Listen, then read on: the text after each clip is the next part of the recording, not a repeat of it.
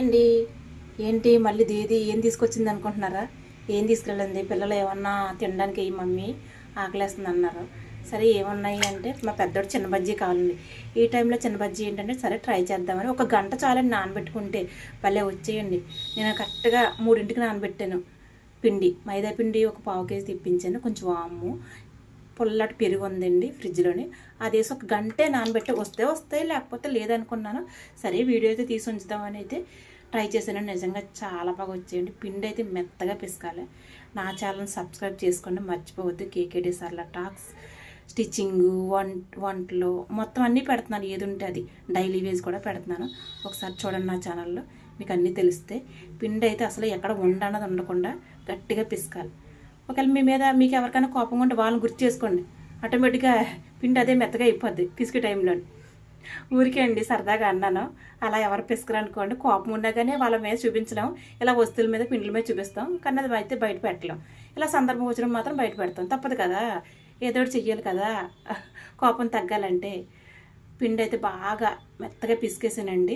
ఒక గంట చాలండి. నిజంగా బజ్జీ అంటే ఎక్సలెంట్ మాట. నిజంగా ఇలా వస్తాయి నాకు కూడా ఊహించలేదు నేనైతేనే.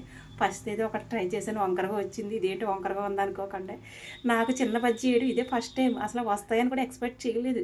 అంటారు కదా, ఏదన్నా చేసి చూడాలి, సాధించి చూడాలి అంటారు. వచ్చిందో లేదో ప్రయత్నం అయితే చెయ్యాలి. ఫలిస్తే దేవుడి దీవెన, ఫలించకపోతే అంతే, మనకు లక్ లేదు అనుకుంటాం. ప్రయత్నం అయితే చెయ్యాలి. ఫెయిల్ అయినా పాస్ అయినా దేవుడే చూసుకుంటాడు. నేనైతే అలాగే ట్రై చేస్తానండి. ఇంకోటి 4 అయ్యింది. 3ంటికి నానబెట్టి 3ంటికి నేను నానబెట్టిన పిండి 4ంటికి అలా వేయడం స్టార్ట్ చేశాను. చిన్న బజ్జీ అండి, అంటే కొంచెం పెద్దగా వేస్తాను నేనైతే. నాకు ఫస్ట్ టైం అండి బజ్జీ వేయడం. అసలు నాకు బజ్జీ వేయడం రాదు. అయితే ట్రై చేద్దాం. పిల్లలు అడిగారు కదా, ఈరోజు సండే కదా, పిల్లలు మళ్ళీ అమ్మాళ్ళ ఇంటికి వెళ్ళిపోతారు, మళ్ళీ ఆదివారాలు రారు. సరే వాళ్ళ చేసింది వాళ్ళు అడిగారు కదా, చెయ్యలేదు. తర్వాత నెక్స్ట్ డే వాయి మాత్రం సూపర్ వచ్చింది నిజంగానే. చిన్న బజ్జీ భలే పొంగి, నిజంగా నాకే ఆశ్చర్యేసింది. నేను ఇన్ని వంటలు చేసేస్తున్నాను, ఓ పక్కన కుట్టేసి, ఓ పక్కన ఇంట్లో పనులు చేసేసుకుని, పక్కన ఇలా వండి పెట్టాడు. ఆశ్చర్యం అనిపిస్తుందా, నేను ఎప్పుడు ఇలాగే చేస్తాను పనులన్నీ. కానీ వంటలు మాత్రం కొంచెం ఎక్కువ చేస్తున్నాను. అంటే మరి ఛానల్లో పెట్టాలి కదా, అప్పు చేసినా సరే వంటలు చేస్తానండి, తప్పదు మరి, నా ఛానల్ గ్రోత్ అవ్వాలి కదా. చూడండి బజ్జీ అయితే ఎంత క్రిస్పీగా గోల్డ్గా వచ్చాయో. చిన్న బజ్జీ చాలా అయితే చాలా బాగున్నాయి. అయితే నాకైతే అది చూడగానే ముచ్చటేసింది. చూడండి ఎంత లుక్గా ఉన్నా. పైన ఏంటి చల్లాను అనుకుంటున్నారా, సాస్ వేసానండి, టమాటా సాస్. బజ్జీ చూడండి ఎక్కడ పిండి అది లేదు, గుల్లగా ఉంది.